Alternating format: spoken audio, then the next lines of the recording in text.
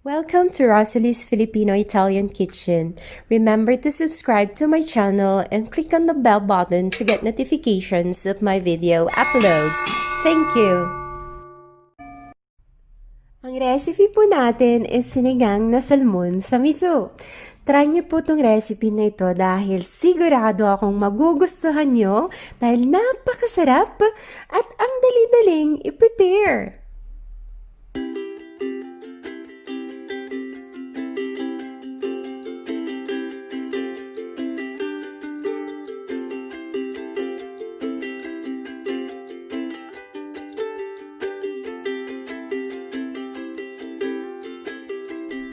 Ang ating mga sangkap ay salmon.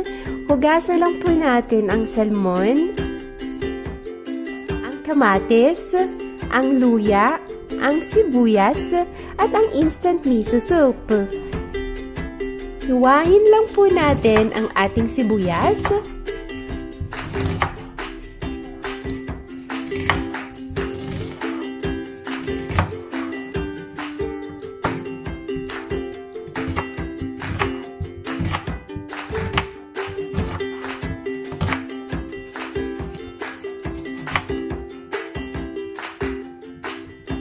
Pati ang luya.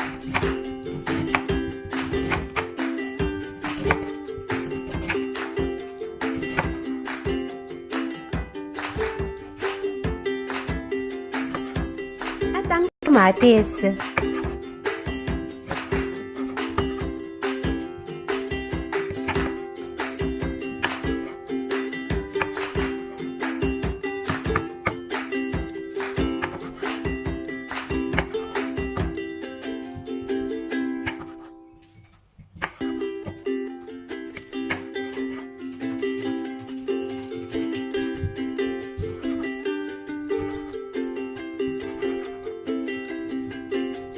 Kumuha lang po tayo ng isang lutuhan at maglagay ng 4 na basong tubig.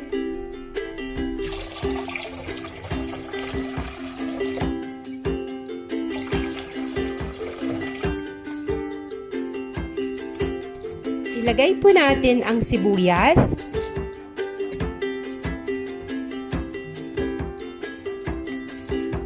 Ang luya at ang kamatis.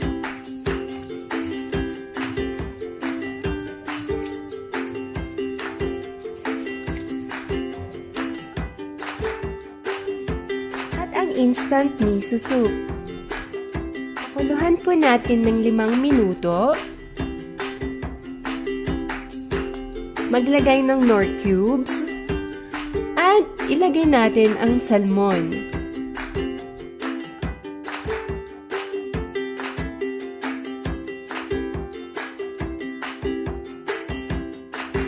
Ituhin po natin ng 5 minuto. At maglagay din ng gulay para mas masarap pa ang ating sinigang na salmon.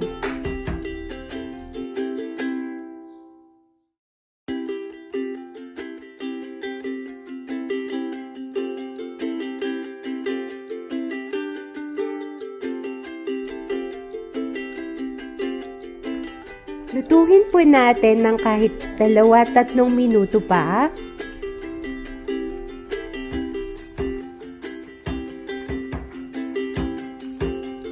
Ito na, ready na ang ating sinigang na salmon sa miso.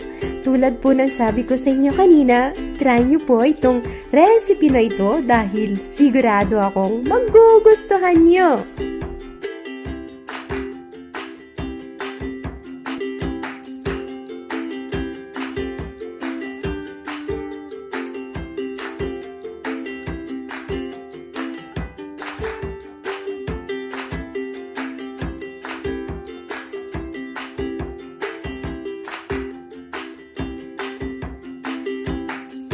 Hanggang sa susunod po na video ko. Maraming salamat po.